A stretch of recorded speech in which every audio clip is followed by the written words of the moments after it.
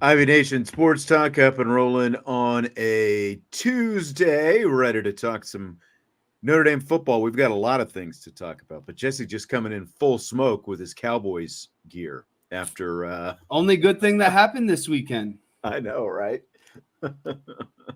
Seriously, only good thing.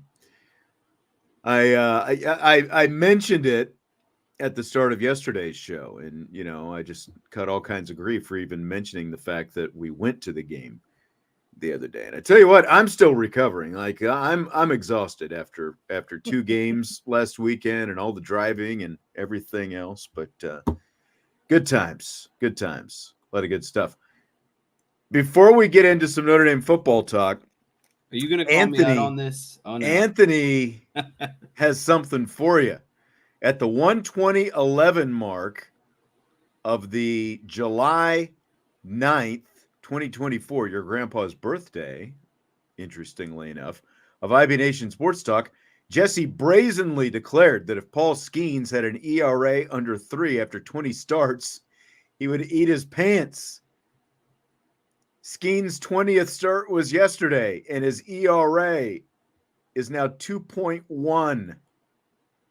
As a Pirates fan, Anthony says he doesn't have much else to hang on to. Worst organization in sports. So what's your plan, Jesse? Do you need a little peanut butter? Do you need a condiment to eat that? Or like, how's this going to go? I have to do something. I will honor my word, unlike the guy, the poop man, the Florida State poop man. Oh, boy. I think peanut butter can mask just about anything. I just got to find a shred of some pants and make like a peanut butter pants sandwich and get this thing over with. There you go. All right. Well, you've got some time to come up with something, and we'll let you figure out how you're going to pay that off.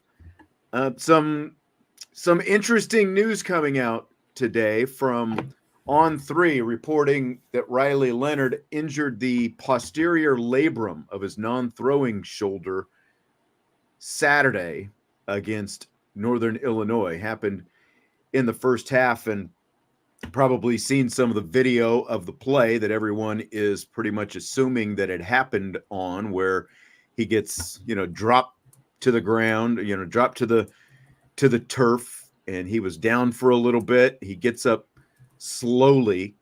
I guess your initial thoughts on what this could potentially mean for both Riley Leonard and the Irish. The report that we have now, even though the report is he injured the non-throwing shoulder, but that he is still going to play this Saturday against Purdue because it's the non-throwing shoulder. And the information that IB is getting there, you may have noticed that you're not seeing any of the reporters on the local beat, can confirm this report, any of that different kind of stuff. The news we're getting, Riley Leonard, not on this week's injury report, which is released every Monday, not on this week's injury report. He is a full go and plans to play this week. So what do you think of this news? I think that this clearly indicates that, Riley Leonard suffered some sort of, injury in the first half, because it was very apparent in the second half that they weren't going. I don't think we saw any design Riley Leonard runs in the second half like we did in the first half. So it's kind of on par with what was going on. And, explains a lot in terms of that game plan, taking the running of Riley Leonard out of it. The fact that potentially the shoulder is injured. 100%. And I think it definitely takes a big, chunk out of this offense at the end of the day. He is known to be a dual threat quarterback. The arm is obviously very shaky right now. The whole passing game is very shaky right now. And the one thing that Notre Dame has been able to rely on, or, tip its hat to, is the run game between, Jeremiah Love, Riley Leonard, and Jadarian Price. And so, again, if you take that element out of the game, I think it takes away from Riley Leonard's game as well. And that's the benefit to having a guy like Riley Leonard in there. One, his competitiveness, but two, the fact that he is not as precise a passer. I'm, like he is not the horrible passer that a lot of people have tried to make him out as in the last couple of days, but we know that he's a low 60s, is in terms of completion percentage passer. But as I've said before, with a dual threat guy, the dual threat guys are always going to have a little bit lower completion percentage, and you can live with that because of the extra dimension that they give you with their legs. But if you're going to take the legs out of it, it kind of changes the equation, doesn't it?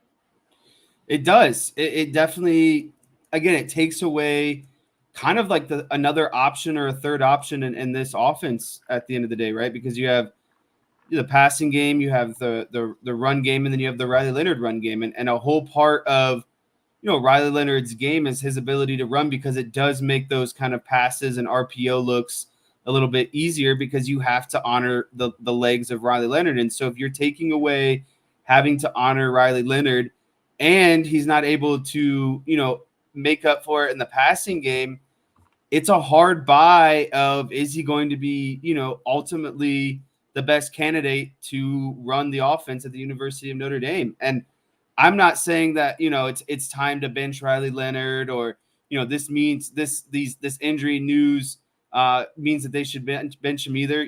I'm okay with still riding with Riley Leonard, but I do think that there's a lot of stuff to clean up. And if you don't see change within these next couple of games and he's still not able to run the ball, you got to find someone who's going to be able to complete the layup type passes. And I mean, that's what it comes down to. And just to kind of, get into the game a little bit from the other day. Hold on. We're still talking about Riley Leonard. I want to address some of this stuff with Riley, unless it was going to do with Riley Leonard. Is that like you're talking about his performance, basically? Kind of, but I mean, yeah, we can continue on with. All right.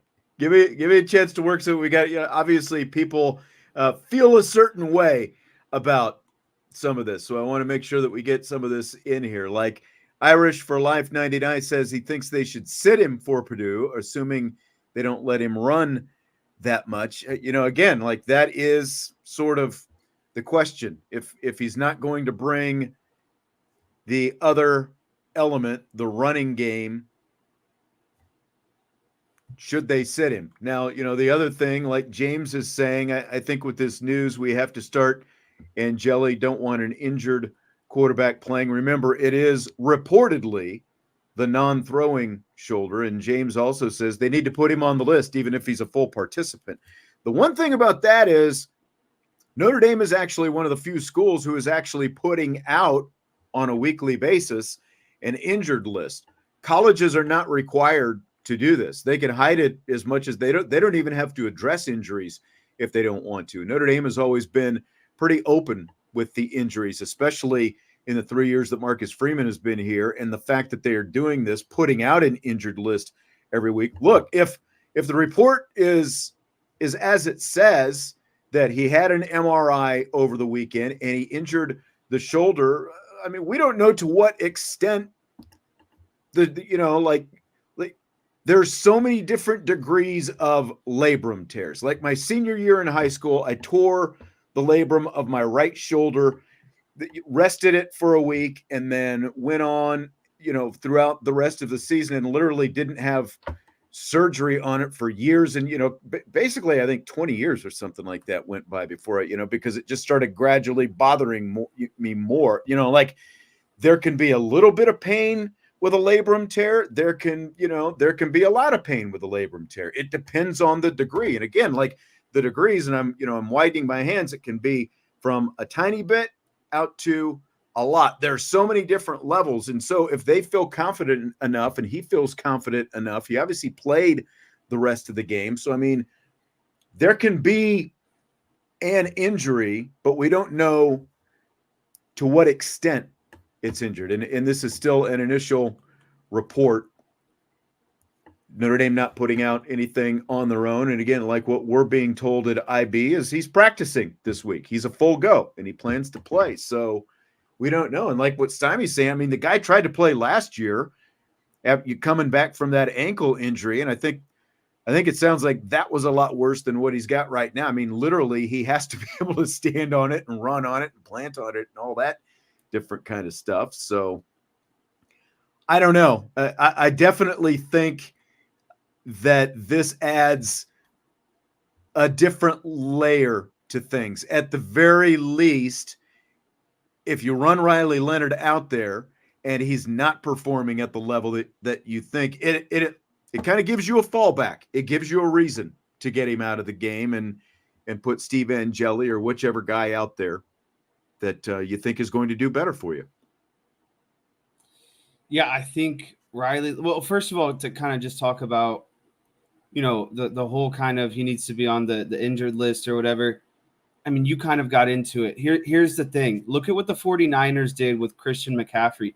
You're not entitled to tell, what if the guy has the possibility of going and is 50-50 at game time and he's practicing all week, you don't have to tell the other team anything, because what that does now is if Purdue is practicing or game planning for Riley Leonard all week, right, and then you do end up switching to Steve Angeli, CJ Carr, whoever it might be, that's an advantage for you, because now they've game planned about Riley Leonard, right, and you come out with a completely different quarterback. So I think it's a complete strategic advantage to just basically kind of do what they're doing. Keep it on the wraps, let him practice during the week, see how things go. And if he is a game time decision, he's a game time decision. But if you ultimately have to go elsewhere, that is to your advantage, because that is not something that Purdue is expecting throughout the week. That's not what they're practicing through, throughout the week. So I think that's the right way to approach it.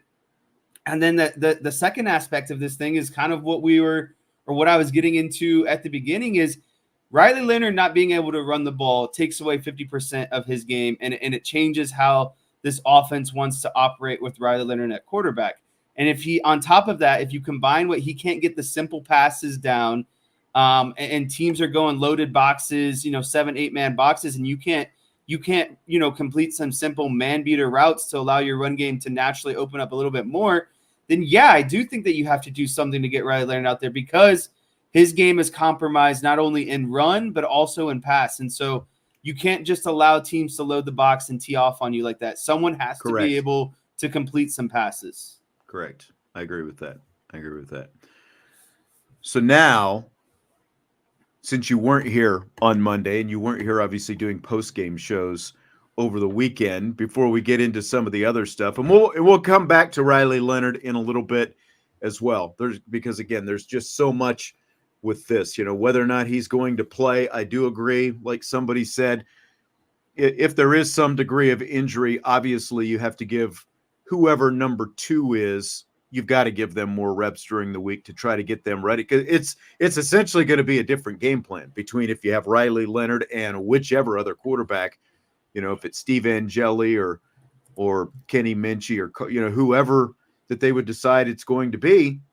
As you said, it's going to be a different game plan. And why would Notre Dame want to tip off Purdue and let them know in advance that there's going to be a different guy out there? But again, we'll come back to the Riley Leonard quarterback conversation. But you had some thoughts, and we're going to get to some whiteboard here in a little bit and some other stuff we're going to get to even before that. Some thoughts on the game Saturday against Northern Illinois. Yeah, I mean, first of all, it's just inexcusable. There's nothing that you can say that's going to defend Marcus Freeman and the performance that was put on display against NIU this weekend. This is a game you have to win point blank, no matter what. I don't care if they had a scratch back and win an ugly game. I don't care if they won by 20, 40, 5 points, whatever it is. This is an opponent that you have to find a way to win. And in year 3 of Marcus Freeman, you just can't be doing this anymore. Am I ready, to jump ship on Marcus Freeman? No. Do I still think there's a bunch on the table for this season? Sure. Obviously, everyone's next immediate thought is to go 11-1, right? Well, you can't go an 11-1 without going 1-0, 1-0, 1-0, and 1-0, right? And so I guess the frustrating part to me is we kind of thought the bottom of this season, what absolute worst was 10-2, probably 11-1, and the ceiling was 12-0. Well, now you've burned your mulligan, to that 11-1 kind of record where I think a lot of people would be, still content with on NIU, not USC, not Florida State, not Louisville, not Georgia Tech, some of those other opponents that were circled on the season. So that's the frustrating part as a fan. And I think the other frustrating part is I really didn't like the quote from Marcus Freeman in his press conference yesterday. We have to learn how to handle success. Everybody says you're going to the playoff. You've got an easy schedule. I think we started to believe that. That is not a sentence that can be said by your head coach, Marcus Freeman. You basically are saying that you allowed, this noise of, an easy schedule, an undefeated season to creep into, the entire locker room. Essentially, your job as the head coach is to make sure that those things don't happen. And you are, squarely get rid of the rat poison. Keep the rat poison out, right? Like Nick Saban said. I almost wish that head coaches would just make their student athletes delete social media once the season starts. Just no outside noise, right? Like Notre Dame needs to focus on Notre Dame, and that can't happen. You can't achieve your long-term goals if you're not going 1-0 every week, winning every quarter, winning every possession type situation. And so I really did not like that comment, kind of coming out of his mouth, describing kind of, post-game thoughts, I guess you could say. And that's just kind of like the tip of the iceberg. And I really am going to kind of start talking about the offense here and just talk about, the lack of performance and the overall frustrations. Like I'll get into the defense, but it's not nearly as much as what I have to say about the offense, because at the end of the day, the defense, did they look bad at times? Sure, but they only gave up 16 points. 16 points. You should be able to score 17 points against a MAC opponent and win that game. Like, would I have been more comfortable around 10 points? Sure, but they only gave up one touchdown on a broken play. I don't disagree, and I don't want to get in, because we had a big debate yesterday. Michael said they were out-coached. Their OC coach circles around Al Golden. Like you and I were talking over the weekend. Ontario Brown, just every time he touched the ball, like what looked like should have been maybe a 1 or 2 yard run, ended up being a 5 or 6 yard run. And on NIU's, this is what stood out to, other than what happened with the quarterback and the fact that the offense couldn't do anything. The thing that was the most disturbing to me on the defensive side of the ball was the explosive plays. Their first three, they start at the 2 yard line and they end up scoring a touchdown because they got an 83 yard pass play. Ontario Brown, first explosive play of the day. Second drive, a 28 yard run by Ontario Brown, sets up a field goal. Third drive, a 43 yard play by Ontario Brown. 3 explosive plays on the first 3 drives by the same guy, the guy who should have been really the sole focus of your defense. 3 explosive plays that totaled 154 yards, all 3 of them. One was a touchdown. The other 2 led to 6 more points for NIU. They're not scoring their first 13 points if they don't get those 3 explosive plays. And you did that to a MAC team. Texas A&M, no explosive plays. Those explosive plays, man, one, it's there was poor fundamentals shown by Notre Dame on all 3 of them, whether it was tackling or coverage or whatever it happened to be. They all led to points. And that was the most disturbing thing to me, that you're letting a MAC team make those kind of plays against you as a defense. So again, they managed the points for the most part, but they gave up 3 unacceptable plays to the same guy. He had 154 yards on those 3 plays alone in the first half. Notre Dame had 160 total yards in the first half. He had almost as many total yards on those 3 plays as Notre Dame had the entire first half. Now, again, you can go to the offense and say the offense should have been better, and that's absolutely right. But you can't give up those kind of explosive plays to a MAC team. You can't give them up to any team, but especially a MAC team. Yeah, I agree with a lot of what you're saying, but they only gave up 3 points the entire second half. Like, the offense had – you can't tell me the offense can't – But it was also with the game on the line. When the offense is going 3 and out, and, I do agree. Notre Dame's defense was getting gouged in the second half. They were allowing NIU to control time of possession, keeping Notre Dame's offense off of the field. Would I have liked them to, clean up some drives a little bit sooner? Yeah, but at the end of the day, 3 points in the second half, 16 points overall. I'm still shouldering 75% of the blame on the offense not being able to figure its stuff out at the end of the day. And I can deal with that. I can deal with that. And I think, just to kind of get into the laundry list of what upset me, offensively is the two running backs for NIU combined for 37 carries and 158 yards.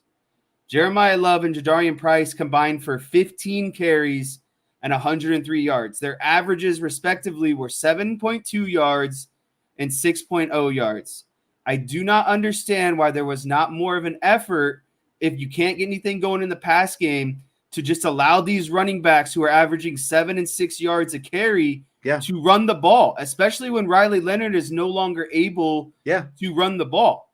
And that was the difference in the game. NIU was not afraid to run the ball on first and second down, just about every first and second down of the game, right? Like they were running the ball. Notre Dame knew they were going to run the ball first and second down, and they'd still get in a manageable third down and be able to pick it up.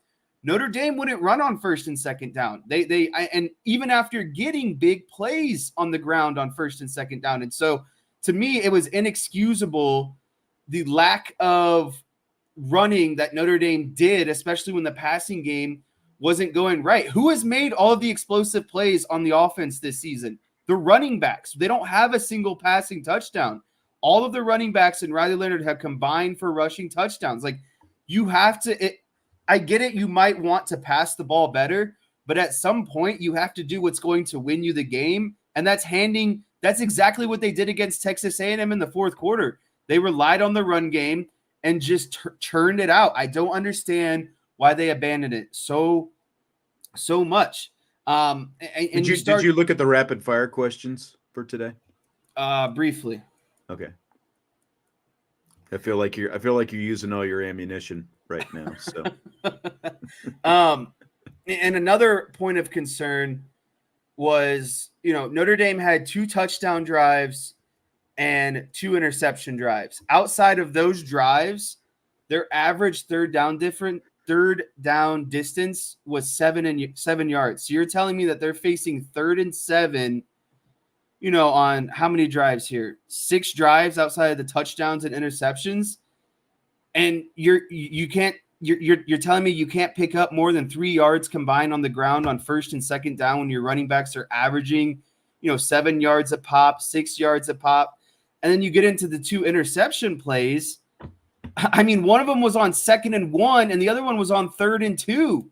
Why are you throwing the ball on 2nd and 1 and 3rd and 2 when your running backs, again, are averaging 7 and 6 yards on average per carry? It just doesn't make any sense to me one bit. I don't understand.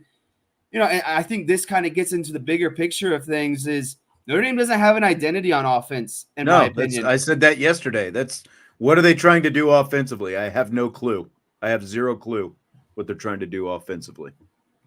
And more importantly, who's the leader on that offense? Who's stepping up and saying this is inexcusable, right? Like, when times get tough, who are they leaning on to get them out of these type of situations when things aren't going well? Because it sure didn't look like Riley Leonard. I didn't see that fire in his eyes in the second half that said, let's get on my back here and figure things out, right? And so that's the frustrating part. If he was injured, that can explain some of that, though, as well.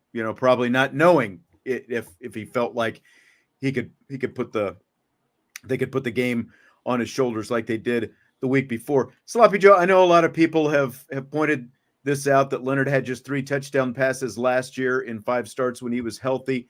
You're right, but he also had, I think it was 4 more touchdown runs as well. And again, this is a dual threat guy. And if you look at the score of some of those games, he came out, like he came out against Lafayette. He came out against Northwestern and UConn. So he wasn't in there the whole game, and they were winning those games. And again, like I think you're focused a lot. One, if Notre Dame wins the game on Saturday, no one's focused nearly as much on that. If Notre Dame finds a way to win, again, like I said it yesterday, and I still like stats are for losers. Do you find a way to win the game or not? And with a quarterback like Riley Leonard, doesn't matter how many touchdown passes he has. Now you want him to pass better, you want him to throw the ball better, obviously. So I'm not saying that throwing the ball and passing the ball doesn't matter, but with a dual threat quarterback and coupled with what you were talking about with running backs and what other people have said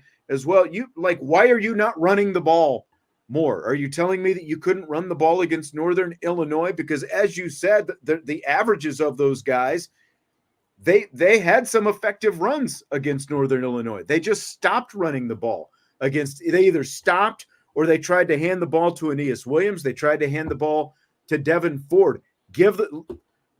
If you look at Pro Football Focus, and I've got some grades on some other guys, Jadarian Price and Jeremiah Love, and in reverse order, Love and then Price, those are Notre Dame's top 2 rated offensive players right now, according to Pro Football Focus.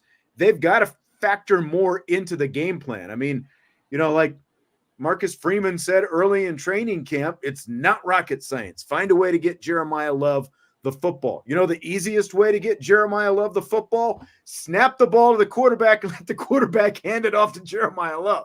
That's not rocket science. That's the easiest way, literally. Either that or just do a direct snap to him like NIU was doing with Ontario Brown and the other guy the other day. Just let him make plays. It's just that simple. And when you've got these short yardage situations and you're giving guys not named Love or Price the football, I don't even know what you're doing out there in terms of game plan. So a lot of people are talking about, 2nd and 1 is a good opportunity to take a shot. Yeah, not at midfield with 6 minutes left in the game, and you're just trying to ice this thing out and go get a score and win the game. And especially when what has the passing game been doing all day, right? Like, just hand the ball off, get the first down, get a new set of downs, let the clock bleed a little bit. Grind the clock like NIU ended up doing to you on the back end after the interception. And like Vince said yesterday, he would have taken the shot. I don't agree with that. Because he said, well, team has no confidence. You had the underneath guys who were open, but Leonard decided to go for the long ball. Don't even give him that option. It's 2nd and 1, and your 2 goals in that situation. 1 is obviously scoring points, but 2, because it's a 1-point game and a field goal makes it a 2-possession game, and you're at midfield, just grind that clock, milk that clock as much as possible, move that thing downfield in the easiest way possible. The passing game had not been working throughout the game, but Jeremiah Love and Jadarian Price runs had been working. Give them the football. That's it. Give them the football. Use as much clock as possible. You can't tell me that if they wouldn't have just started running the football, they couldn't have taken at least 3.5 minutes off the clock in that situation. Again, this was in a half where NIU had not scored any points yet. The defense was still doing their job and allowing this offense the opportunity to get back in the game. At that point, with 6 minutes left in the game and the passing game isn't working the entire game, pick up the first down, get a new set of chains, go from there. It's just inexcusable, in my opinion, to throw that ball in 2nd and 1 and to make the decision that Riley Leonard made too. It was like a double down on just, bad decision after bad decision. And that's going to take me, into my next point is, who is ultimately making the big picture offensive Do we need decisions? A whiteboard for your points here? Is that do we need an actual whiteboard for that? Jesse's points of the day? Yes. But I mean, that's the biggest thing overall, because yes, Riley Leonard played bad, but in certain situations he was doing, what he was asked to do to make some reads and again, a play call decision that I don't ultimately agree with, but it just feels like this offense is not tailoring to what Riley Leonard can do best. It's kind of being forced into this, kind of cookie cutter mold for maybe what, that certain people expect of this offense, but that's not what Riley Leonard, it's not playing to Riley Leonard's skills. And so you can't force an offense onto someone's skills that they might not have the best skills for. And I think that Riley Leonard could be utilized much better because, if Notre Dame can't make the simple throws in this offense, the offense will not work. It's okay to be a run-first team until the pass develops. And that's what NIU did. They were a run-first team, and pass when they needed to in order to win that game. There's no disrespect for that, in my opinion, right? Like, if Notre Dame should establish itself as the run, and as more teams get players into the box, that's when you start completing, more man-on-man type passes. And again, with Jeremiah Love and Jadarian Price being the most explosive players in this offense so far, how are you not doing simple running back plays to get them incorporated into the pass game, right? How about some running back screens?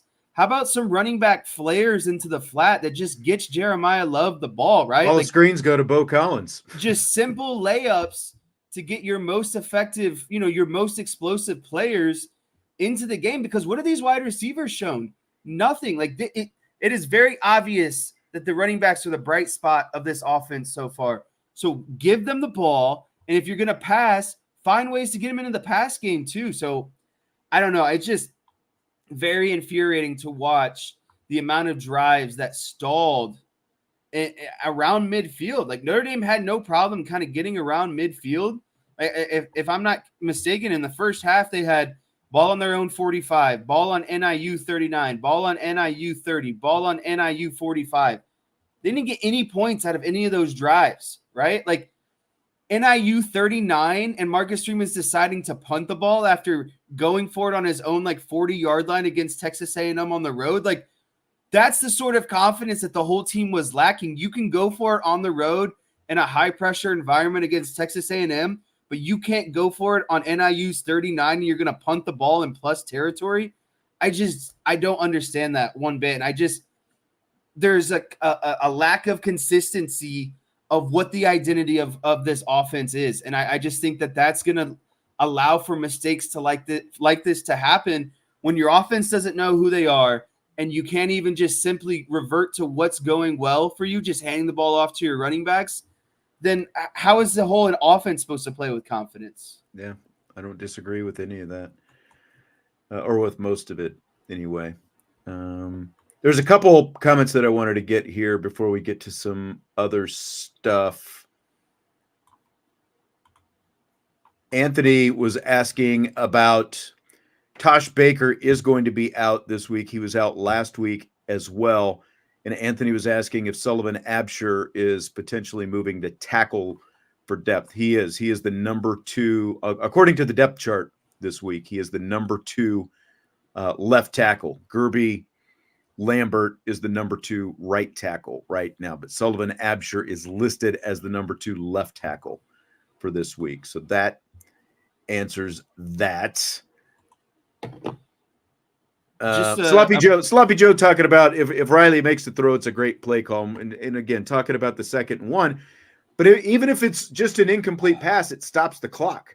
And it's really, you obviously had a few more minutes at that point than at the end of the Ohio State game, but it's also why I disagree with how they handled the end of the Ohio State game last year, because as we've talked about, Audric Estime just popped off a 10-yard run, and then you take him off the field. Just keep feeding Audric Estime and grinding clock in that situation until Ohio State stops him. And it's really no different here, so instead they end up throwing a screen pass that's almost intercepted that ends up being incomplete, stops the clock. Ohio State doesn't have to use any timeouts, all these different things, you keep using clock, and then at some point, Northern Illinois or whoever the opponent is going to have to make a decision. Do I want to start using my timeouts here? How are they going to handle all that different stuff? Just like Marcus Freeman had to make his own decisions about how he was going to handle timeouts and stuff coming down the stretch. But you're not putting any pressure on them to make them have to make those kind of decisions,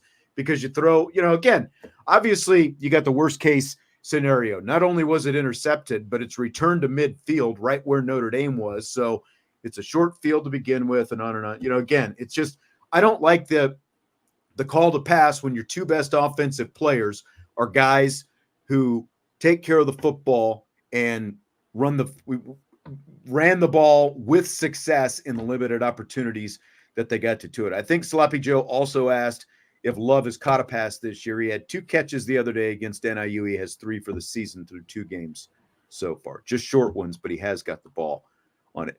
Interested on your take on this, and I don't know if this is something that would come up in the whiteboard. Ryan wanted to know if you think Riley Leonard drops back too deep on his pass plays. I think he drops back too deep for someone who's not stepping up into the pocket and going into his throws. That's the thing that I noticed looking back at a lot of the plays. He is not his pocket presence, his pocket movement. You can call it footwork or whatever you want. He is not moving up in the pocket to make his throws. It's either, he either just stands tall, back as much as possible, and then his reads, and then he's out of the pocket. It seemed like to me he was not stepping up in the pocket. Vertically, he only kind of eludes and kind of goes. He likes to go off to the right and try to get outside of the pocket. He never steps up into his throws, and he never moves up into the pocket as he's making progressions. And ultimately, if he decides to run, just pull the ball down and kind of run towards the middle of the field there. Correct. I wanted to talk about, so is your whiteboard, if I have you correct, your whiteboard is going to be mostly offense? And I just kind of, I just want to say one more thing to get this point wrapped up about the 2nd and 1 call. Everyone's saying, it's time to take your shots and all that. I agree if the passing game looked good the first 3 quarters, but it did not. They had nothing going passing the ball. And so, if they're blazing the ball down the field the entire first 3 quarters, sure, rip one on 2nd and 1. But your quarterback has already thrown an interception. He's got maybe 140 passing yards. The only thing that is working is running the ball. Just pick up the first down, get momentum, get confidence, get into plus territory, and then you can reevaluate from there. But if the passing game was in the condition that it was, there was no reason to be ripping that ball on 2nd and 1. He was completing somewhere around 50% in the game at that point with 1 interception already. Now the first interception was obviously tipped. I don't put that all on him, but the second one was definitely all on him. Now again, if he was injured early in the game, that could have had something to do with it. But the coaches got to know that he's the medical staff. They knew that there was something going on there, as slowly as he got up and the medical staff came out and checked on him and all that different stuff. I agree with what you're saying. Like if he had been having even a decent passing day, I'm more okay with it in that situation, because 2nd and 1 is the down and distance to take a shot and you're at midfield. So that factors into there as well. But he had not had a good passing day to that point. And that's why I am completely opposed to it in that situation. Again, feel of the game, flow of the game, that all factors in. It's not just a bunch of numbers that spit out at you on an analytics sheet, which I know you like sometimes, Jesse, but like the game feel comes into it as well. And that's why I don't like it. Let's move on from 2nd and 1, because that's been hammered to death, I think. I wanted to talk a little bit, and you can kind of talk about this a little bit afterwards. Marcus Freeman was asked about the play of the interior defensive line, and if bigger bodies like Armel Mukum or Sean Sevillano, who are both over 300 pounds compared to Howard Cross and Donovan Heinisch and some of those other guys like that who are playing in there right now, like, are those guys potential options for the inside? And some interesting comments from Marcus Freeman in terms of his response to that. Yeah, I mean, Armel's really he's improving. He's improving, and probably right now is your 5th inside guy. Rubio should be back. I don't know exactly when he's going to come back here in a couple weeks, but I think Howard and Riley and Heinisch and even Anye, they've done a good job. We gave up way too many rushing yards. We know that, and I don't think it was because of our play at D tackle. I think it's more so they did a good job of forcing us to be lateral, and that's not who we are. We are an aggressive attacking defense that plays on the other sideline of scrimmage. But when all of a sudden you get all these motions and color in front of your face, and then you get outside running plays, it makes our guys it made our guys almost play football instead of football. And that's a challenge that we've had for our defense this week. Like, we have to be aggressive no matter what type of offense we're seeing. We still have to play on the other side of the line of scrimmage, and that's going to be a point of emphasis this week. I'll let you address the football versus football here in a minute and what he was saying about moving laterally. I will just say this. Howard Cross and Donovan Heinisch are Notre Dame's 2 lowest graded overall defensive players through 2 games, according to Pro Football Focus. They sit at the bottom. Riley Mills is number 14, around middle of the pack. Burnham and Oben are 15 and 16. And just to kind of, Xavier Watts is number 1 per Football Focus, Jaden Osbury number 2, then Jordan Botello and Jack Kaiser after that. So that kind of like, he's saying that interior was not the issue. That's not what I saw as I went back and I'm watching some of those runs by Ontario Brown. It wasn't all perimeter stuff. Like, they were just gouging and gashing right up the middle as well with those D tackles, whether it's nose or 3 technique, getting pushed around out there. And he said football versus football. What do you think? Yeah, so do you want me to address kind of the interior defensive linemen? Go whichever direction. Or do you want me to do football and versus football? I mean, that's the explanation that he gave. Do you agree with the explanation that he gave?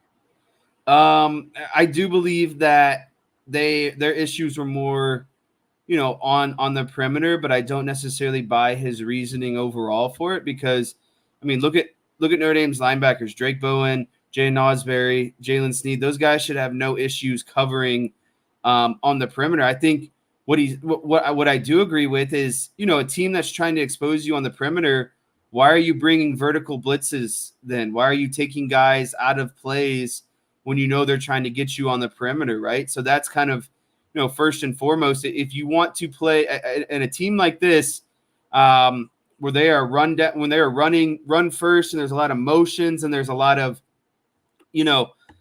trying to get to the perimeter, you don't need to blitz. Just allow your guys to hang out in the box and see what they see and allow them to go be an athlete. You know what I mean? Because you can't tell me that Osbury, Sneed, Bowen, Jack Kaiser can't catch up to these guys. I mean, on the perimeter. And that's the strength of their linebacker core, guys who are supposed to be agile, quick, athletic. And so when you start bringing inside pressures or, loop pressures like that, you're getting vertical while they're getting horizontal. So you're taking players out of the whole situation, essentially. This was my concern. If you remember, we were talking about how you sort of manage the blitz and calculate the blitzes. This was more my concern against Texas A&M because of the way they wanted to run the ball and run fits and things like that. And again, Notre Dame did a really good job against A&M. They allowed no explosive plays against A&M. And now not every run, obviously, by Northern Illinois was an explosive, but I rattled off the Ontario Brown plays that he made. And like, I agree with what you're saying. I mean, that's where you get into the problems with all the blitzing that Al Golden likes to do when you're going against a team like this, because you guess wrong and you get gashed in a run. And that's again, not every run was 8-10 yards, but there were a lot of 6, 7, 8 yard runs by Northern Illinois throughout the afternoon.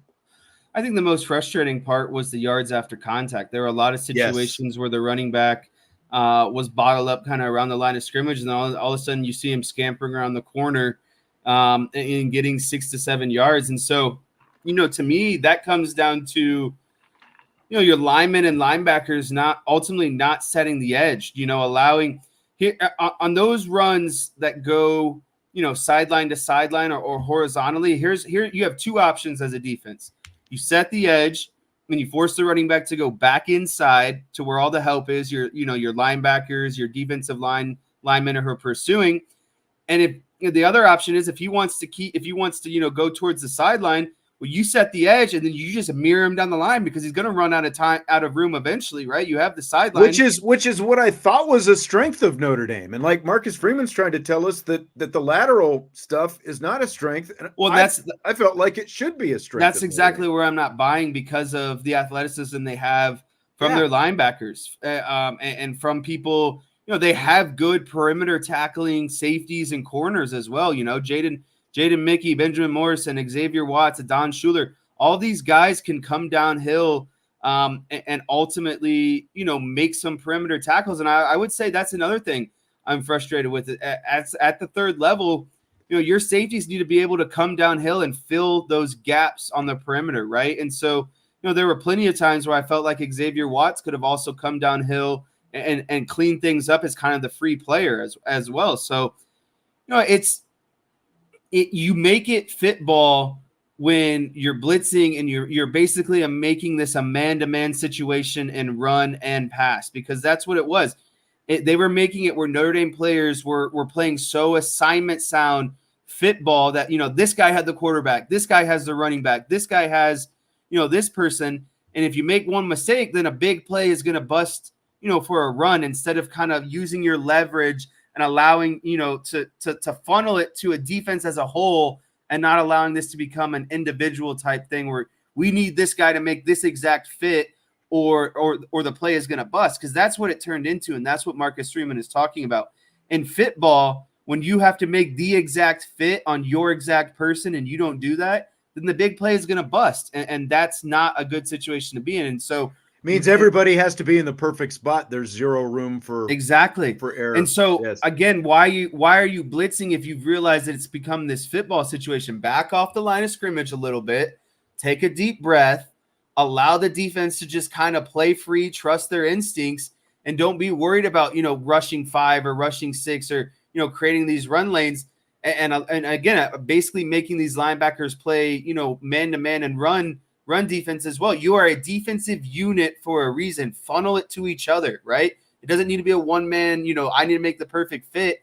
Allow the defense to play free. And I think that was ultimately the thing that disappointed me the most in terms of the run defense over the weekend. Yeah, I don't disagree with this. DK says Snead was all over the place, but rarely in the right spot. And I agree with that. As soundly as he played against Texas A&M in the opener, unfortunately, there was just a lot of hit and miss in the Northern Illinois game Saturday.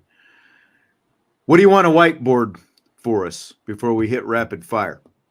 So I have a few things there. I was talking a little bit earlier about how I was frustrated with the pass game. And I think there's some things that you can do to get it going.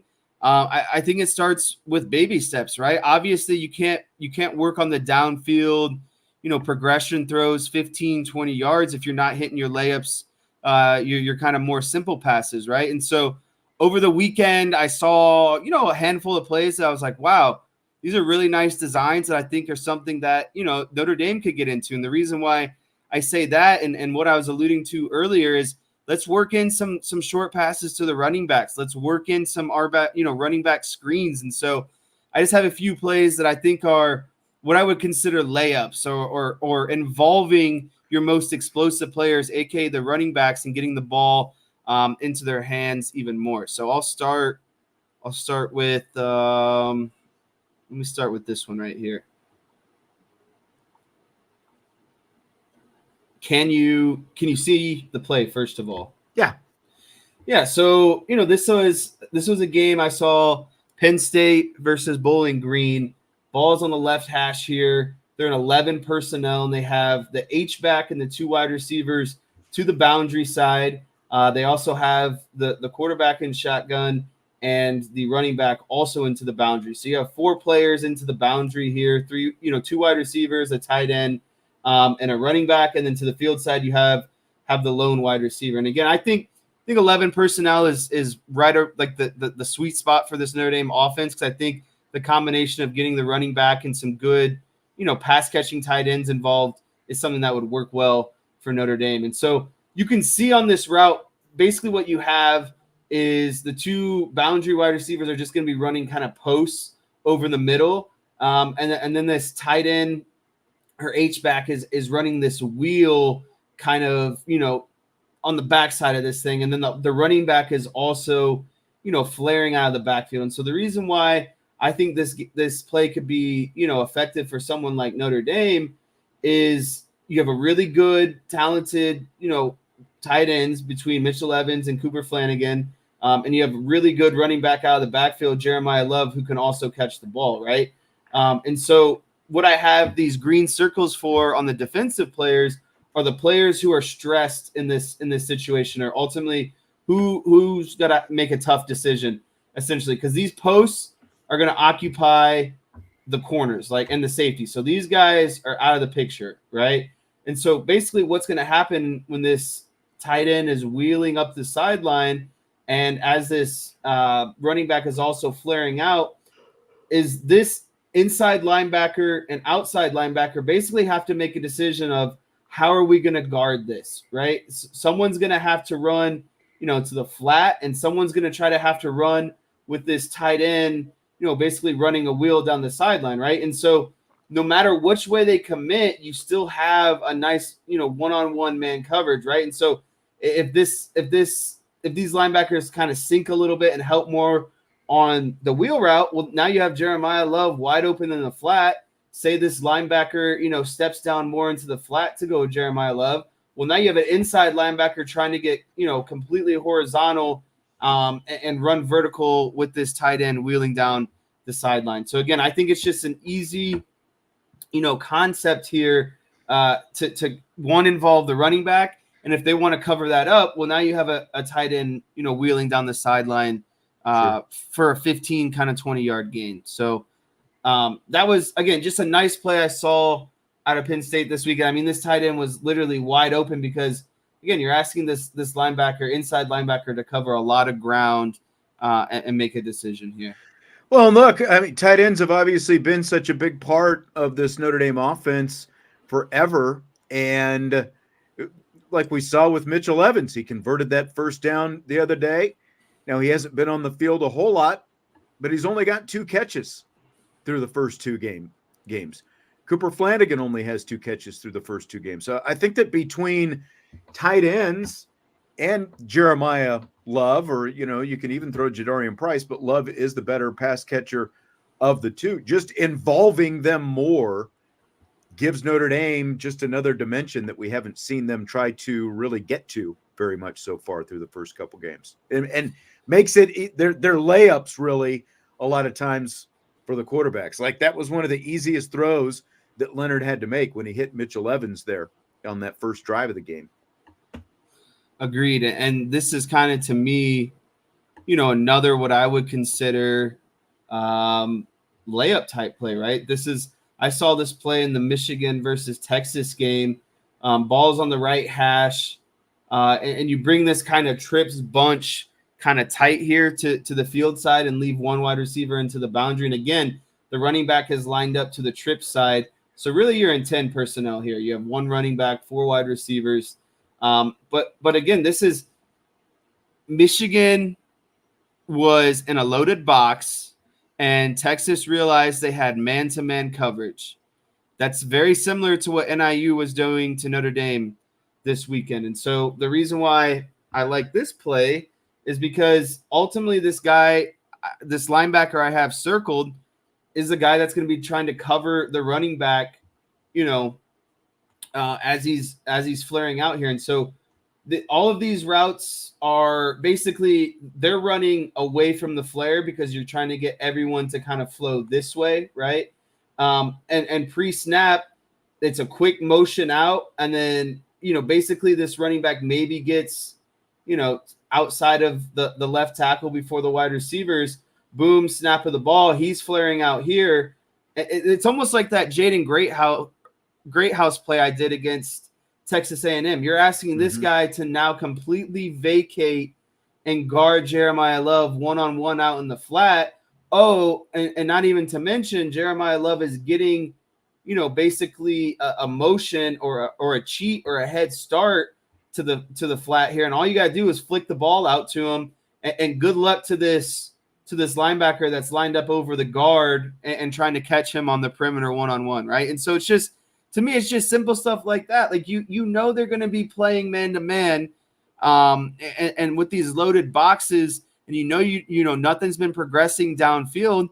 So just come up with your best man beaters and try to get a mismatch of putting your best athlete, Jeremiah Love, one-on-one into the flat with a linebacker that again has to try to cover a ton of ground. Not only does he have to try to catch up, but then he's got to try to make a tackle as Jeremiah Love's going full speed. And we saw what Love and Jadarian Price can do in the open field. They make linebackers miss all of the time. And so, again, this was, to me, another great play I saw that led to a Texas touchdown against Michigan.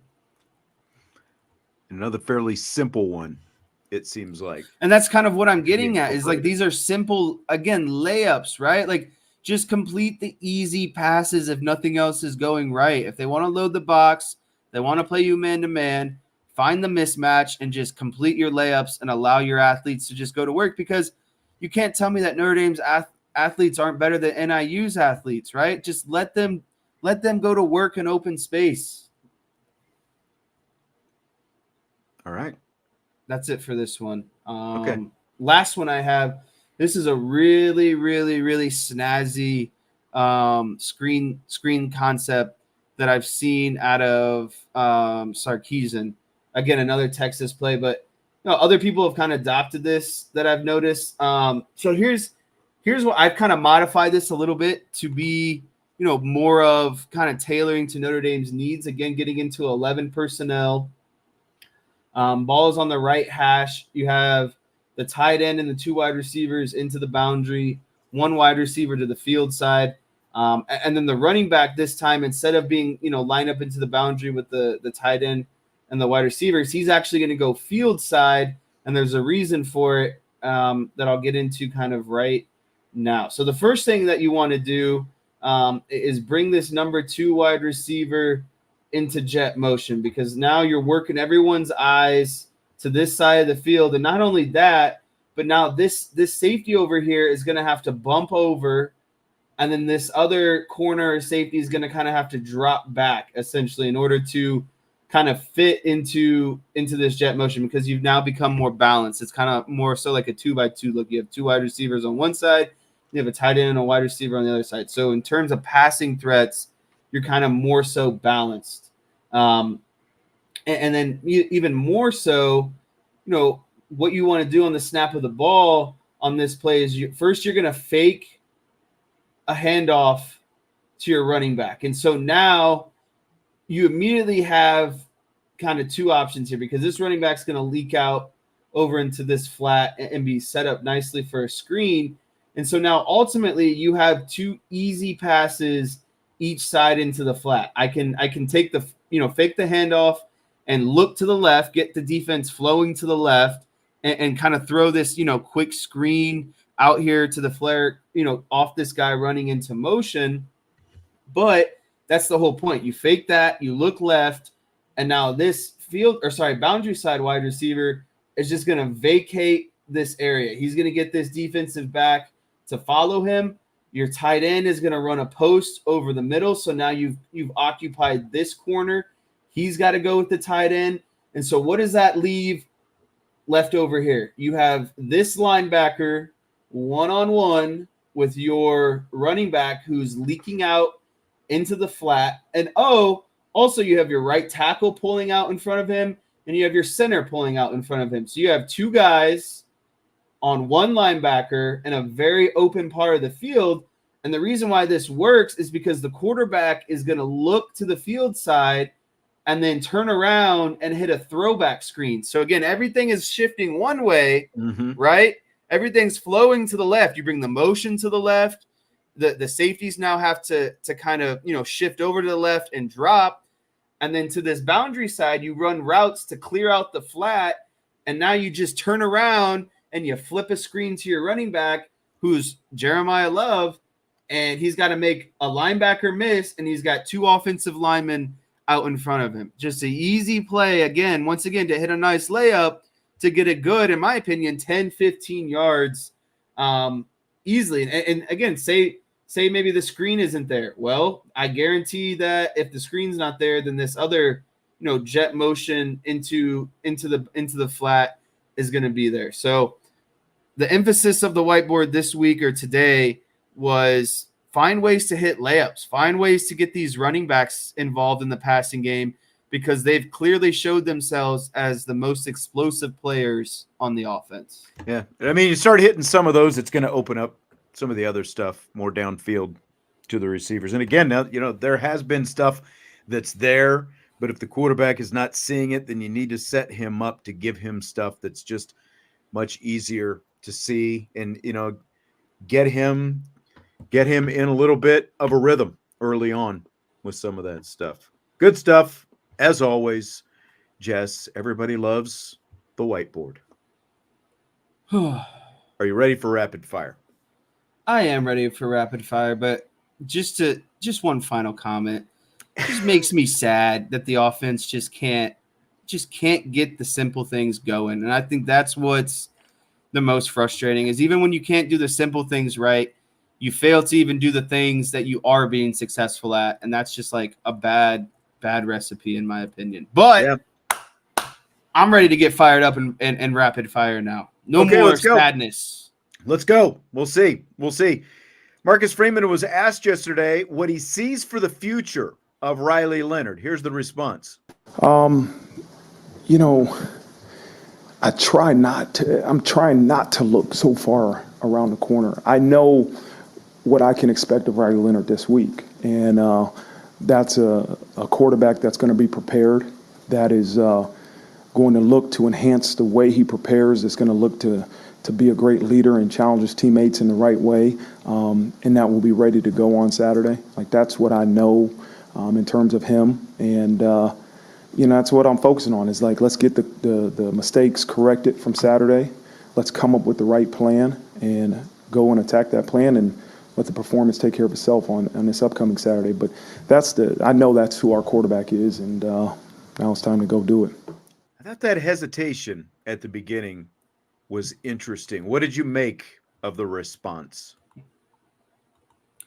To be honest with you, I thought it was kind of more or less vintage Marcus Freeman, kind of putting on that politician cap and not really giving you, or really committing to a true answer, essentially, right? He found a way to kind of broke it down and become as simple and non-direct as possible to me, right? Like, it's like, well, of course, Marcus Freeman, you're going to find a way to utilize Marcus Freeman the best you can per week, per the game plan, per the opponent. Like, that's your job as a head coach. But realistically, you should have, basically a plan, I guess you would say, a master plan of the development you'd like to see from Riley Leonard from the start to Riley Leonard by the end of the season, and how ultimately that's going to carry your offense to, whatever your end goal is, right? And so I think that's more of the appropriate answer, is we need Riley Leonard to be better at X, Y, and Z, so because that allows X, Y, Z to open up in our offense, right? Like, that's more of the answer I'm looking for, not, well, I'm looking at what Riley Leonard can do this game compared to this game or that game. I think that's ultimately what leads to what you saw against NIU. If you don't have an identity as an offense, then what can you take in and week out and consistently get better at and develop a set of skills and to, establish the identity as an offense and say, by the end of the year, this is where we're going to be at, essentially, right? Like, this is the foundation that we're building on. And so I just don't like that response, really. Yeah, like I said, the hesitation at the beginning and the fact that it sounded like there was some doubt in his mind in terms of what he's going to get from Riley Leonard. I mean, again, you have a body of work on Riley Leonard. Otherwise, you wouldn't have brought him in to the program. You had a pretty good idea of what you thought you were going to get from this guy when you brought him in to begin with. And now, after 2 weeks, it feels like that's in question. Now, how much of whatever, this report today about his shoulder could have factored into that hesitation, and it's all of a sudden, it's not a muscle memory response in terms of what you're going to say about Riley Leonard. It's what do I want to say about him, knowing that potentially there's this other information out there that I don't want to disclose. So I thought that hesitation at the start just made me feel like there was some kind of doubt one way or another, whether it has anything to do with the injury or just based on what they've seen of his play so far. That's what it felt like to me. Now, when you factor in this news that came out today, and if you weren't here at the start of the show, maybe you haven't seen it, or maybe you have and we haven't talked about it yet, but there is the report out there that Riley Leonard did injure his non-throwing shoulder Saturday against Northern Illinois. And according to the report, it is some kind of labrum injury, posterior labrum injury is what they said. But Riley Leonard has been practicing this week and does plan to play this Saturday against Purdue. Scale of 1 to 10, though, Jesse, what are the chances that an Irish quarterback not named Riley Leonard plays against Purdue this week? I ultimately think this is 50-50 because, if Riley Leonard already has a compromised shoulder, and he comes down on a hard hit or falls on that shoulder, again, in a certain way, he could be done, right? And so I think if you're Notre Dame, you have to be prepared for that situation, knowing that your quarterback is coming into this game damaged, right? And then kind of what we talked about as well earlier in the show, if he can't run the ball and be a true dual threat quarterback, that significantly takes away from his potency as a quarterback, right? And then if you combine that with the inability to make any noise in the passing game, then really what can he do, right? And so at some point, if neither of those things are going right and you need to get something going in the passing game and Riley Leonard is, again, hurt to some degree, then I do believe it provides a nice, easy excuse to be like, you know what? I think that we need to get someone in here who can at least hit the layups, right? Like everyone makes fun of Angeli for being a check down king. Well, you got to start somewhere, right? And if Riley Leonard can't do a check down might get it done at this point, right? That's the thing. And if they can run the ball with efficiency, that's going to open up the pass game as well. So I have to say 5 out of 10 because, again, I'm at a 50-50 on this one. If Riley Leonard, if it's halftime and Riley Leonard isn't, hitting the layups, hitting any downfield passes, getting into some progressions, not stepping into, working up the pocket and making throws, I really do believe that you could see a different quarterback in there. So you're 50-50 on this. And I think I would not be 50-50 if the shoulder injury didn't come out. The shoulder injury kind of really changed kind of some of the stuff that I was going to hit on today. If Riley Leonard wasn't injured at all, and I see all these message board warriors who their first thing is to always say, well, there's got to be a quarterback better, right? Like, let's put in the backup quarterback. No. Riley Leonard, we've seen him throw the ball at Duke. He was able to throw the ball and have success. You can't tell me he can't do that at Notre Dame with better wide receivers, better offensive line, better running backs, right? I just think now that you add this injury element to it, it significantly changes how he can play the style of quarterback. So my confidence that we see a quarterback not named Riley, and I'm not saying this is a starting quarterback. I'm just because I think that Riley Leonard is going to start against Purdue.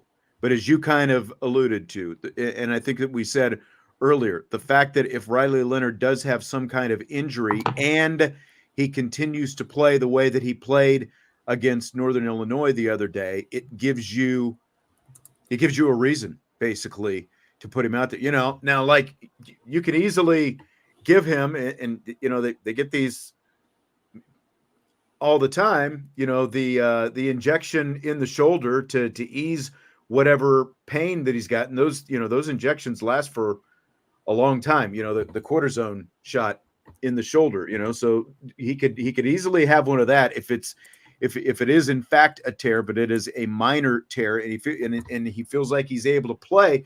You give him the cortisone and he's really not going to feel anything unless he takes another really bad hit on that thing. And again, remember, it's the non-throwing shoulder we're talking about. He's not, we're not talking about the actual throwing shoulder. But I feel like this opens the door for a reason to put Steve Angeli out there on the field. If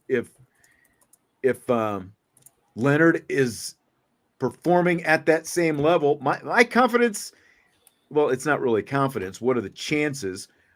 My number is a 6. I think mine is a little bit above 50-50. I think that there is a good shot based on what we saw on Saturday, unless something drastically changes, that there's a better than 50-50 shot that we see one of the other quarterbacks out there this weekend. And now Andre was asking, fair question. What do you really want him to say? This going back to Marcus Freeman in the comments that he made about Angeli. Again, like a confident statement about Riley Leonard. Like, we have a body of work on Riley Leonard. We saw Riley Leonard perform against us, Notre Dame, last year. We scouted him in the 4 games that he played before Notre Dame and Duke played last year. And he had a full 2022 season where he threw 20 touchdown passes in that season. And he ran for another 11 touchdowns. We know what Riley Leonard can be, and we're confident that he's going to get back to that. That's something along those lines is what I would have expected Marcus Freeman to say. But that wasn't what he said. It was a hesitation and then a little bit of a word salad that came after that. Brody is saying like 8 to 10 range. The chances that a different quarterback beyond Riley Leonard is playing. On the subject of quarterbacks, what did you think of Dan Orlovsky's tweet over the weekend when everything was falling apart for Notre Dame? All he said was CJ Carr, ? I think it's a very easy and kind of lazy response because, no one was saying that after the Texas A&M win, and it's so easy to be in hindsight and just start throwing names out there, right? And I kind of got into this a little bit earlier in the show too of, did Riley Leonard play bad? Yes, but I believe he was ultimately kind of, the coaches didn't really tailor kind of the second half around what was working for Notre Dame and what wasn't working for Riley Leonard at the time. And so I think it's a little bit premature. And I do think it's relatively lazy on Dan Orlovsky's part just to be like, throwing quarterback names out there essentially. I know. And it just stirs the pot more at the end of the day. Right. And this came from someplace other than Dan Orlovsky just being a casual follower of Notre Dame to be throwing CJ Carr's name out there like this. I mean, he might as well just call him Guy Montag. Remember Fahrenheit 451? The fire, the fireman, he's a fire starter. Basically, it's like that's what Orlovsky did. Let's just set it on fire. Riley Leonard's having a little bit of trouble, so let's just throw out the 4th-string freshman quarterback out there with all the talent, who, granted, we all know how he played in the spring, but let's just throw that out there right now because Notre Dame doesn't need any quarterback controversy at all. Let's just fan the flames and get that right out there. Thank you very much, Dan Orlovsky.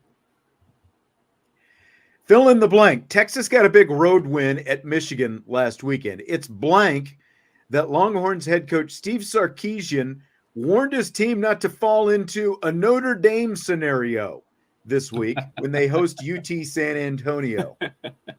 Unfortunately, it's a warranted statement, right? Because now you have bulletin board material for both sides of the situation, right? Like if you're San Antonio or UT San Antonio, then you're the head coach. It's like, look at what NIU just did last week to Notre Dame, right? Come out, play hard, execute how we know we're supposed to.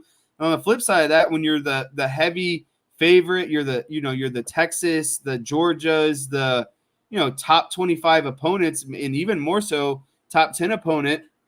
I think it's definitely easy to say, let's not fall into that same sort of trap because this is what can happen, right? Like if we don't do our job, have a good week of practice, come out how we're supposed to, then these sort of things can happen and our entire season can start to go down a different path. So, as much as it sucks, Notre Dame brought this on themselves to kind of be, the example for the rest of college football this season.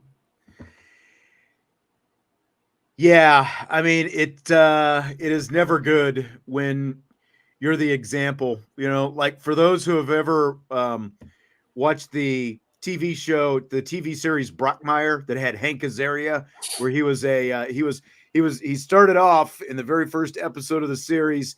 He went nuts in the broadcast booth. He was supposed to be calling a Major League Baseball game. He goes nuts. He goes on this rant induced by liquor, and then he disappears and falls off the face of the earth for like a year or two, or a few years actually, and then he shows back up in this minor league park, and it's like doing what he did is now known as pulling a Brockmire. Like, you don't want to be the one that they name the example of, is what I'm saying, and like, here's Notre Dame now, and here's Steve Sarkisian using him as an example. And I mean, he showed the team the clip of the game-winning field goal and showed the clip of Northern Illinois storming the field and the whole thing. So that's where Notre Dame is right now. They're the Brockmire. They're the example for the rest of the college football world, not to, like, you can't take anybody for granted, basically. So that's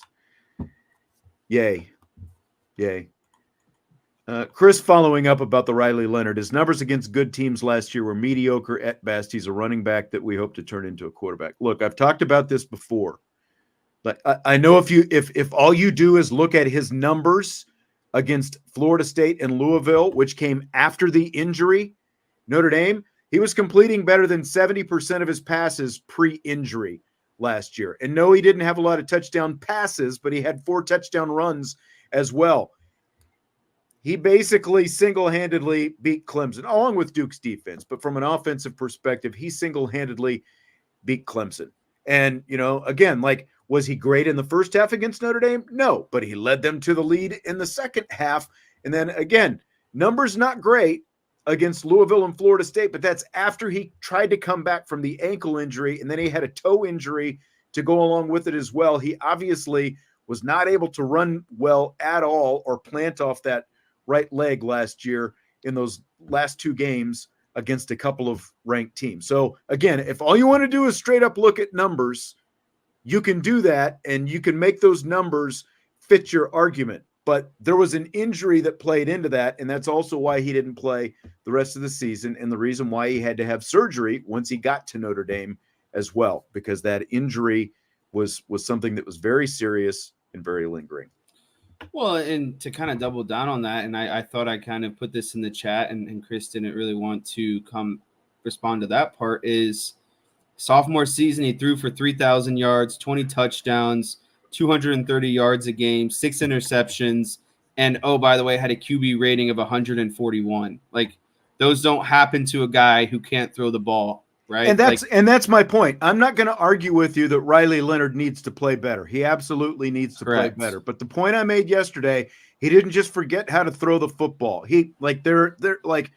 There is a full season's body of work, and then the games leading up to the Notre Dame game last year, where he was playing very good football. He was much better than just a running back trying to play quarterback. He was a really good dual threat quarterback for a season and a half before the injury. It's when the injury came along that things obviously went downhill, and his season ultimately ended. Yeah, I mean, after his sophomore season, he was getting mocked into a lot of people's first rounds in NFL drafts. So clearly he was doing something right at the quarterback level. His whole junior season to me gets thrown out the window when you talk about the severity of an ankle and a toe issue. Apollo 27 wants to know if you have faith in Angeli. I mean, he's got the most experience. He's shown the most in live game situations.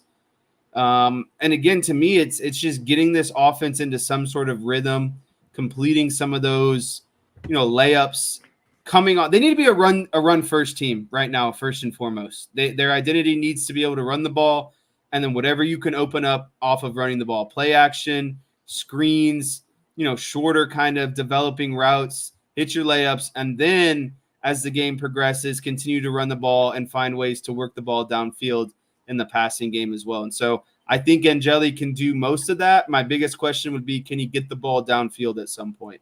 Yeah, that's my biggest question that I have for him, because, again,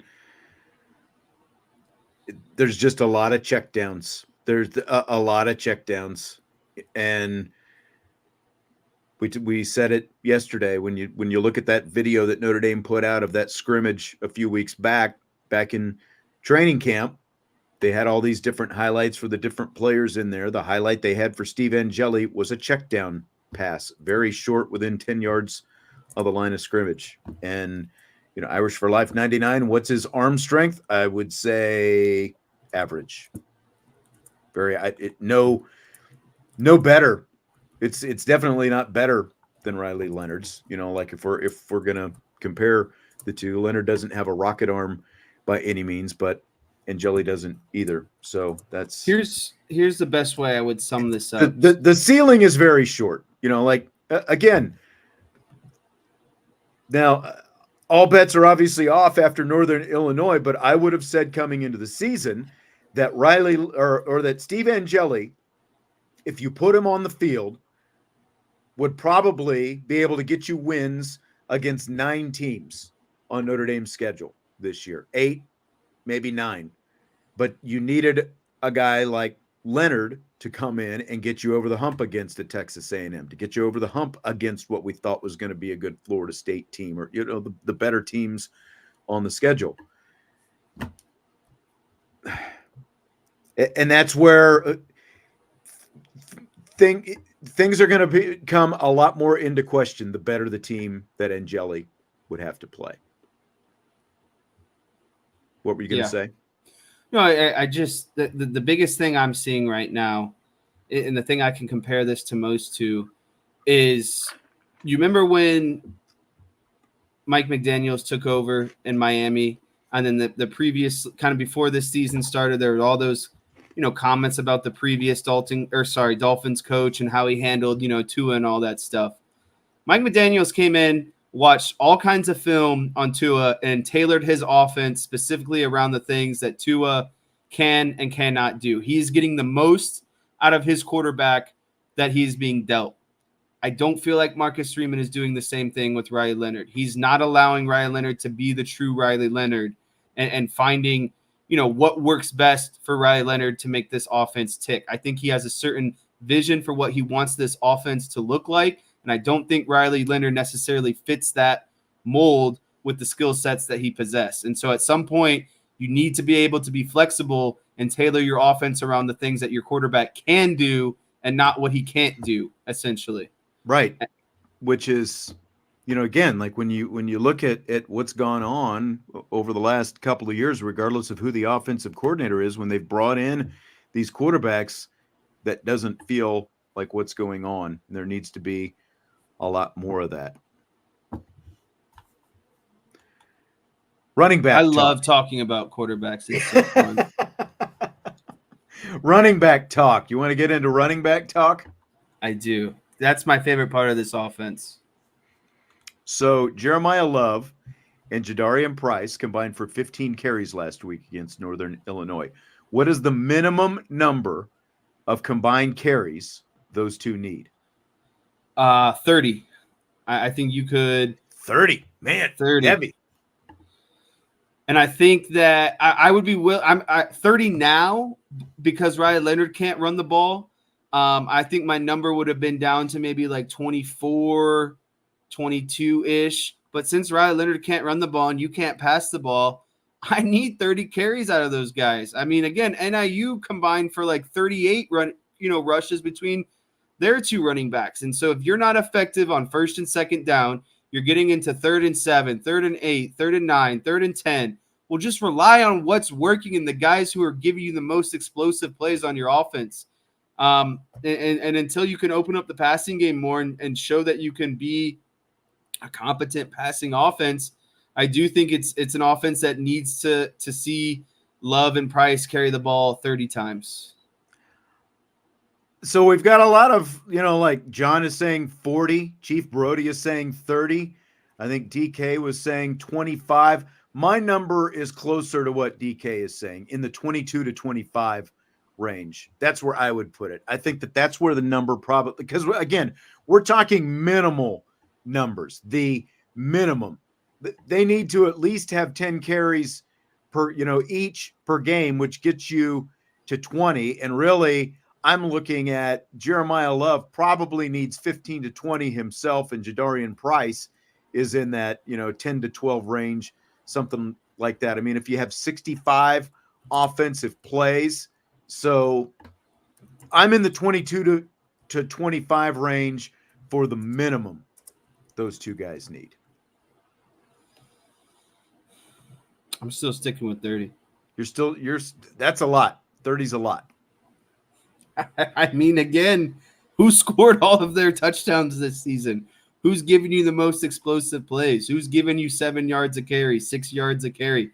Until something else starts working. They definitely need to lean into those guys as a much bigger part of the game plan until and if the passing game comes around. Again, like if you've got those two guys out there, Steve Angeli can be very successful if you're able to run the football with those two guys. I mean, Audric Estime and Love last year combined for, I think it was right around 25. Now, obviously, Estime had the bulk of them, but I think that I think if you lean into that running game, you could definitely help out a young quarterback like Angeli. So, Relic Q, thank you very much for the super chat. Would you rather get 10 wins this year with Riley Leonard and back to square one next year, or get 8 wins with Carr but are set up for a run next year? Do programs take the lumps to build up a guy anymore, or has it, or are those days gone? I think there was an extra, or are those days gone? So what do you think of this question? I love this question, Relic, and I appreciate the question. I think it's a twofold question. First, 10 wins doesn't get you in the playoffs. It gets you into just a solid bowl. And that's ultimately what 8 wins would get you as well. Maybe a less of a bowl game. But at the end of the day, you're not in the playoff. You're not competing for a national championship. So to me, the level of bowl game you play in doesn't really matter. So I would rather have the 8 wins and truly try to develop a quarterback for next season compared to 10 wins and be just outside the playoff and maybe play in like, a second tier type bowl game. It's not really worth it, especially when you're at Notre Dame and the expectations from, the outside, from the inside is a legit national championship run every season. And then the second part of this question would be, do programs take lumps to build up a guy anymore? Are all those days gone? I love this question because it also plays in to the NFL. Caleb Williams, Jaden Daniels, none of those guys should be starting as first-year NFL guys. And, Tom Brady got into this into the offseason. I know other people have echoed it as well.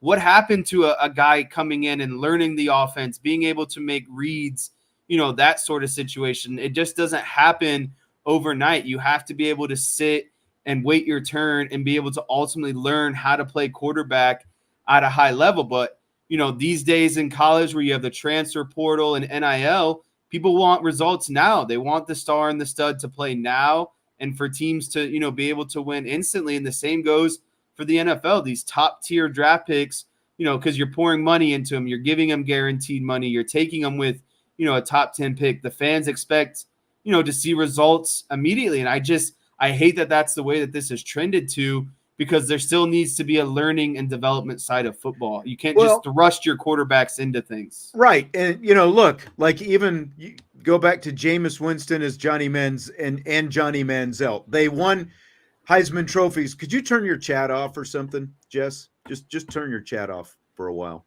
They won Heisman trophies as redshirt freshman quarterbacks. They both sat for a little bit.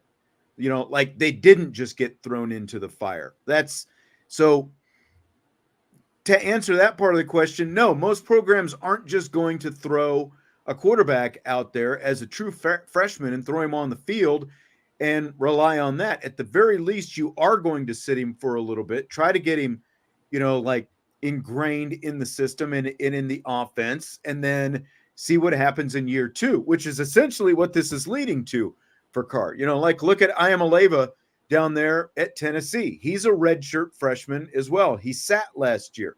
Now he's had some early success. I mean, they freaking tore up NC State last week, he's off to a very good start. I mean, that's the path that most programs go, and that's also part of why you brought in Riley Leonard this year. Because this, again, when you look at this schedule, it's a very important year for Marcus Freeman, and it is already teetering for him after 2 games, after a huge egg on your face against Northern Illinois. But that's why you went to the portal and brought in a quarterback who had played well and won at a smaller program like Duke, where they don't have the same talent level as Notre Dame. You brought him in to add him to this, and the thought process being, you get a guy like this, you've got a good chance to make it to the college football playoff, because you could have stuck with what's on your roster and, again, probably been guaranteed at least 8 wins, if not 9.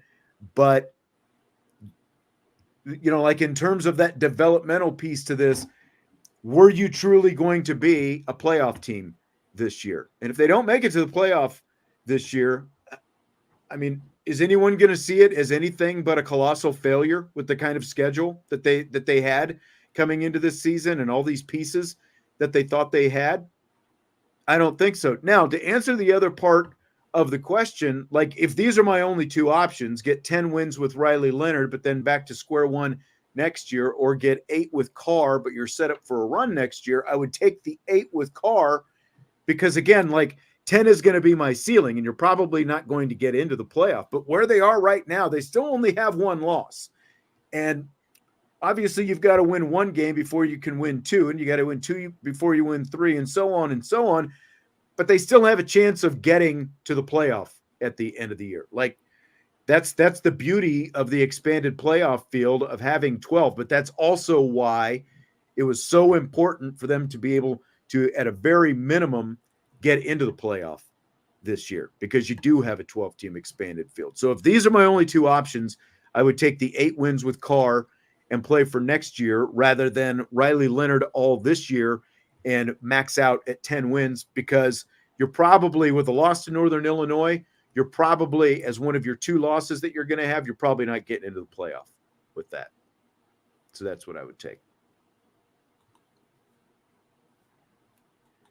Is there anywhere else we need to go with the quarterbacks? Because I know you wanted to talk more quarterback.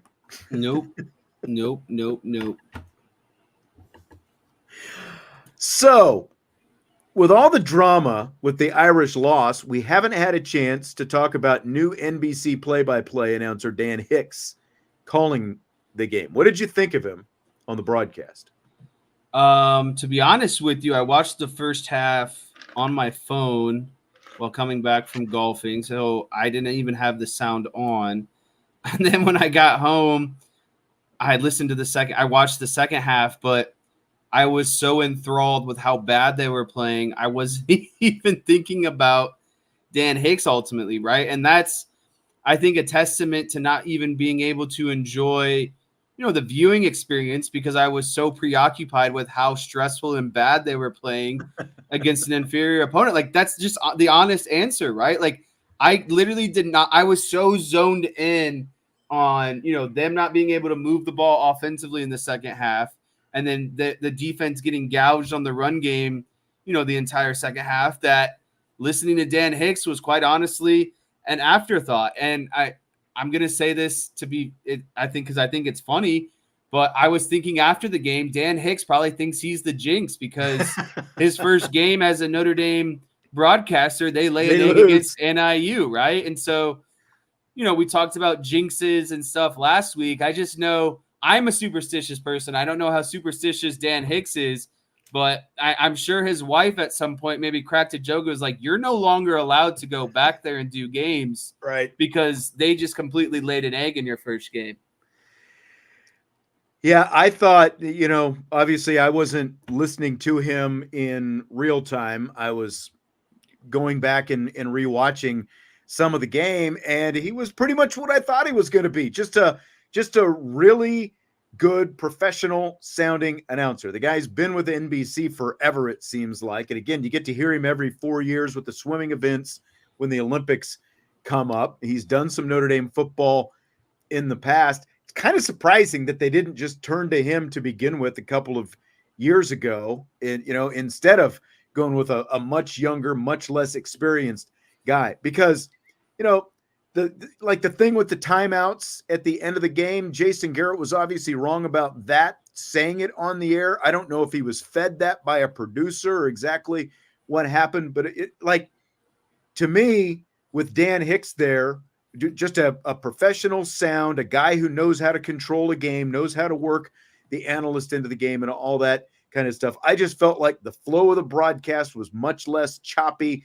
The interaction seemed better, like between he and Jason Garrett as well, because again, you've got a seasoned guy who's got multiple decades and not just a year or two or a game or two of experience in the booth. So I thought it was a really good sounding broadcast from what I've heard going back and rewatching some of it. Well, I think that is going to do it. Oh, you know what? There was one more comment. Ed says, I will never understand how true Notre Dame fans could ever root for the Dallas Cowboys in light of Jimmy Porkface Satan connection. One, Jesse is wearing his Cowboys hat tonight. One, Jesse wasn't even born when Jimmy Johnson was still the head coach. Barry Switzer, Barry Switzer was the head coach by the time Jesse was born. I know I've told this story before, when the morning the news came out that the Cowboys, that Jerry Jones had bought the team, my dad woke me up in the morning because he was a Redskins fan, still is. He woke me up and said, this guy named Jerry Jones just bought the Dallas Cowboys. They're firing Tom Landry and they hired Jimmy Johnson. And he kind of chuckled and walked out of the room. So I was not very happy at all, because this was all just this was just a few months after that 1988 game at Notre Dame Stadium with Pat Terrell and, save Jimmy Johnson's butt for me and all that different kind of stuff.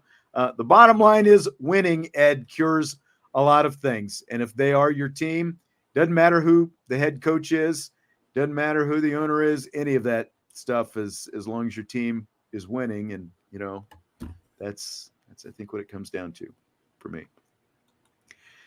All right, good stuff tonight, Jess. As always, we will check out on that.